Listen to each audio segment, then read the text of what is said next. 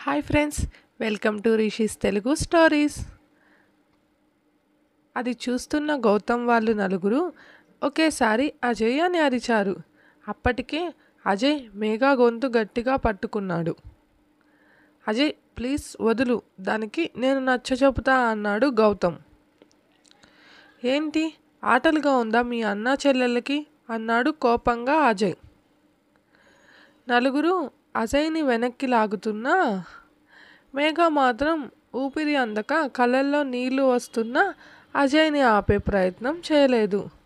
అది గమనించిన అజయ్ మేఘాని వదిలి, చూడు గుడ్లగూబలాగా ఆ కళ్ళు వేసుకొని ఎలా చూస్తోందో అని.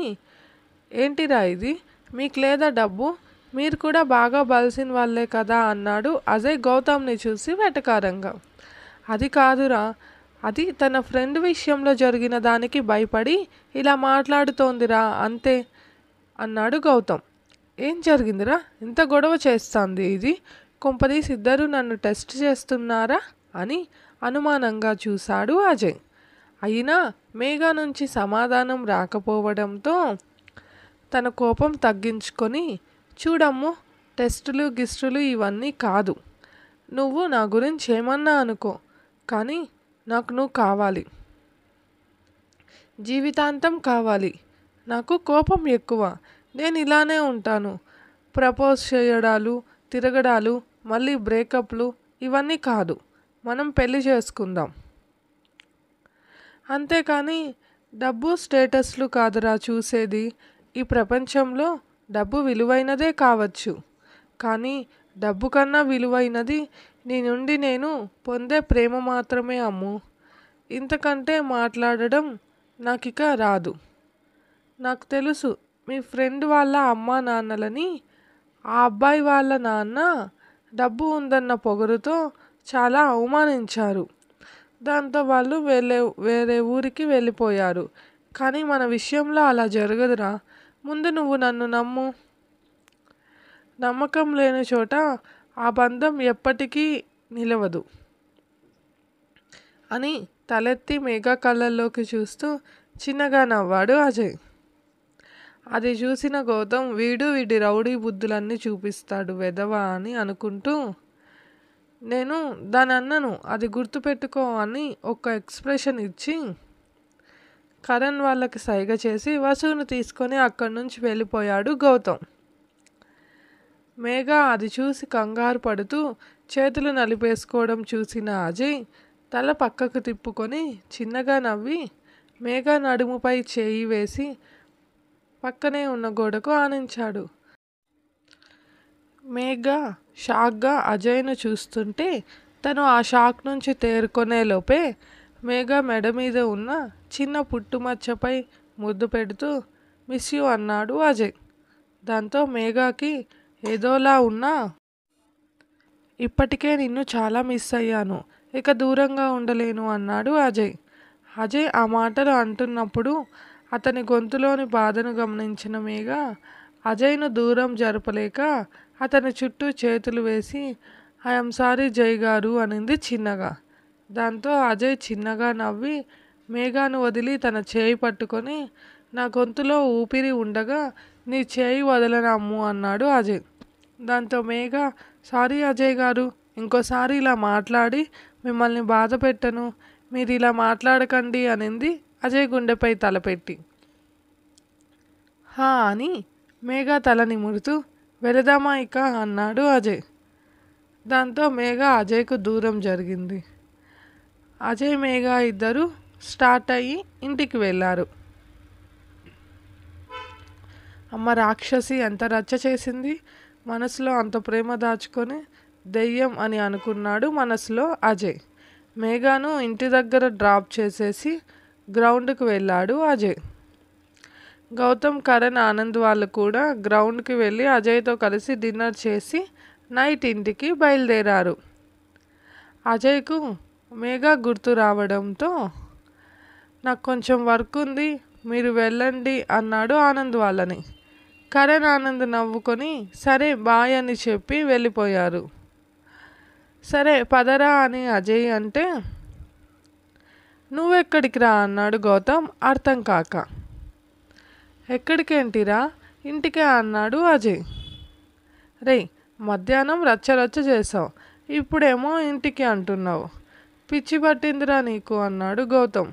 రేయ్, మధ్యాహ్నం మేము మాట్లాడుకున్నాంలే అవన్నీ. ఇప్పుడు మాత్రం అది తెగ గుర్తొచ్చేస్తుందిరా, ప్లీజ్ రా, సైలెంట్గా చూసేసి వెళ్ళిపోతా అన్నాడు అజయ్ ఇన్నోసెంట్గా ఫేస్ పెట్టి. రే బా, నువ్వు మరీ అంత ఇన్నోసెంట్గా పెట్టకురా ఫేసు. సరేలే, ఎట్టో ఒకటే ఏడువు పద అని ఇద్దరు ఇంటికి వెళ్ళారు. ఉండురా, ఇంట్లో ఎవరైనా ఉన్నారో చూస్తాను అని గౌతమ్ వెళుతుంటే అజయ్ గౌతమ్ని పిలిచి, నువ్వు నార్మల్గా వెళ్ళు, నేను నా రూట్లో వెళ్తా అన్నాడు అజయ్. అంతా నా కర్మరా, చెల్లికి లైన్ వేసేవాడికి హెల్ప్ చేసే అన్నయ్యని ఈ లోకంలో నేను ఒక్కడినే ఏమో అన్నాడు గౌతమ్. దాంతో అజయ్ నవ్వుతుంటే, నువ్వు నవ్వకురా బాబు, పిచ్చి లేస్తోంది అని తల కొట్టుకొని, అంతా నా కర్మరా అన్నాడు గౌతమ్. నువ్వు ఎలాగైనా అనుకో అని అజయ్ స్పీడ్గా మేఘా రూమ్ బాల్కనీ ఎక్కేశాడు. వీడికి ప్రేమ వచ్చినా తట్టుకోలేం, కోపం వచ్చినా తట్టుకోలేం అని లోపలికి వెళ్ళాడు గౌతమ్. బాల్కనీలో నుంచి రూమ్లోకి చూసిన అజయ్ నోరు తెరుచుకొని చూస్తుండిపోయాడు. 5 నిమిషాల తర్వాత తేరుకొని, దీని అమ్మమ్మ ఉదయం ఏమో పద్ధతిగా డ్రెస్సులు వేస్తుంది, ఇప్పుడు అంత చిన్న షార్ట్ వేసుకొని ఎలా నిద్రపోతోందో చూడు అని చిన్న షార్ట్ వేసుకొని స్లీవ్లెస్ టాప్ వేసుకొని నిద్రపోతున్న మేఘాని చూసి తిట్టుకుంటూ గుటకలు మింగుతూ లోపలికి వెళ్ళాడు అజయ్. చెయ్యి ఆగనంటుంటే కంట్రోల్ చేసుకొని, రే, ఇంకా 4 ఏళ్ళు దాన్ని దూరం ఉంచాలిరా, ఇప్పుడే కమిట్ అవ్వకు అని తనని తనే తిట్టుకొని వెళ్ళి మేఘా పక్కన కూర్చున్నాడు. ఎంత బుజ్జిగా క్యూట్ పప్పీ ఫేస్తో నిద్రపోతున్నావే అని చిన్నగా మేఘా నుదుటిన ముద్దు పెట్టాడు అజయ్. దాంతో మేఘా కదిలి అటు తిరిగింది. ఇది నన్ను ఈరోజు బ్రతకనివ్వదు అని మేఘా తిరిగినప్పుడు కనిపిస్తున్న తన నడుముపై గిచ్చాడు అజయ్. ఆ అంటూ పైకి లేసిన మేఘా తన నడుమును రుద్దుకుంటూ పక్కనే ఉన్న అజయ్ని చూసి గట్టిగా అరవబోయి లాస్ట్ మినిట్లో సైలెంట్ అయ్యి, నువ్వేంటి ఇక్కడ అని అడిగింది. ఇక్కడ నా కుక్కపిల్ల ఒకటి ఉందిలే, దానిని చూసేదానికి వచ్చాను అన్నాడు అజయ్. కుక్కపిల్ల ఇక్కడ అని ఆలోచిస్తున్న మేఘాని చూసి చిన్నగా నవ్వుకున్నాడు అజయ్. అది చూసిన మేఘా, ఏయ్, ఊరికే కహానీలు చెప్పకు, ఇక్కడ ఏ కుక్కపిల్ల లేదు అనింది అజయ్ని చూసి. ఎందుకు లేదు, ఉందిగా నా ఎదురుగా అన్నాడు అజయ్ నవ్వుతూ. నేనా అని కోపంగా, నేను కుక్కపిల్లలా కనిపిస్తున్నానా నీకు అని మేఘా అజయ్ని కొడుతుంటే, అది కాదు ఆగవే బాబు అని పట్టుకున్న మేఘా కొట్టడం ఆపకపోవడంతో మేఘాని తన పైకి లాక్కొని ఆమె చుట్టూ చెయ్యి వేసి బెడ్పై పడ్డాడు అజయ్. అయినా కూడా మేఘా అజయ్ని కొడుతుంటే అజయ్ మేఘాని వదిలి, ఏంటే పైకి కూడా లేకుండా కొడుతున్నావు, నా మీద పడితే అంత బాగుందా అని అజయ్ అడగడంతో మేఘా అప్పుడు చూసుకొని వెంటనే అజయ్ని బెడ్పై నుంచి కిందకి తోసి పైకి లేచింది. సచ్చాన్ర దొంగ మొహంది ఎలా తోసిందో చూడు అని. నువ్వు నన్ను ఎందుకు తోసావే అన్నాడు అజయ్ పైకి లేచి. హేయ్, మెల్లగా, బుద్ధుందా నీకు, ఎందుకలా అరుస్తున్నావు అంది మేఘ. నువ్వు నన్ను లాగావు కాబట్టే నేను నిన్ను తోసా అనింది మేఘ కోపంగా అజయ్ని చూస్తూ. అబ్బబ్బా, కోపంలో కూడా ఎంత ముద్దుగా ఉన్నావే రాక్షసి అని మేఘ బుగ్గలు లాగి ముద్దు పెట్టాడు అజయ్. దాంతో కోపంగా అజయ్ని మళ్ళీ తోసి బెడ్పై కూర్చుంది మేఘ. నిన్ను చూద్దామని వస్తే నాకే చెమటలు పట్టించావు కదే రాక్షసి అని మేఘ పక్కనే బెడ్పై కూర్చున్నాడు అజయ్. నేనేం చేశాను అనింది మేఘ మూతి ముడుస్తూ. ఏం ముడిచావే ఆ మూతి అని ఇలాంటి డ్రెస్సులు వేసుకొని నన్ను చెడగొడదామని బాగా ఫిక్స్ అయ్యావు కదా అని మేఘాని పైనుంచి కింద దాకా చూశాడు అజయ్. అప్పటిదాకా తను షార్ట్ వేసుకుందని మర్చిపోయి అజయ్తో గొడవ పడుతూ ఉన్నది కాస్త అది గుర్తు రాగానే బెడ్షీట్ తీసి కప్పుకునే లోపల, ఇంకేం కప్పుకుంటావులే కానీ అయినా ఉదయం ఆ డ్రెస్లో ఎంత ముచ్చటగా ఉన్నావే, మరి ఇప్పుడు ఈ చెడ్డీ ఏంటి అన్నాడు అజయ్. ఇది షార్ట్, చెడ్డీ కాదు అనింది మేఘ ఇన్నోసెంట్గా. అబ్బా, మాకు తెలియదులే, ఏదో పంచులు వేయకు, నాకు మండుద్ది అన్నాడు అజయ్.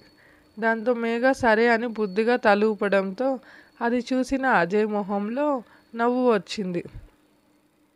సరే ఇక నేను వెళ్తాను అని మేఘ నుదుటిన ముద్దు పెట్టాడు అజయ్. అప్పుడే వెళ్ళిపోతారా అనింది మేఘ డల్గా. అజయ్ నవ్వుతూ ఉండనా అన్నాడు. మేఘ అది ఇంకా గౌతమ్ ఇంటికి రాలేదు అనింది. వాడు వచ్చి ఫుల్గా నిద్రపోతున్నాడు, నువ్వు కూడా ఇక నిద్రపో అన్నాడు మేఘ చెంప నిమురుతూ. సరే అనింది మేఘ డల్గానే.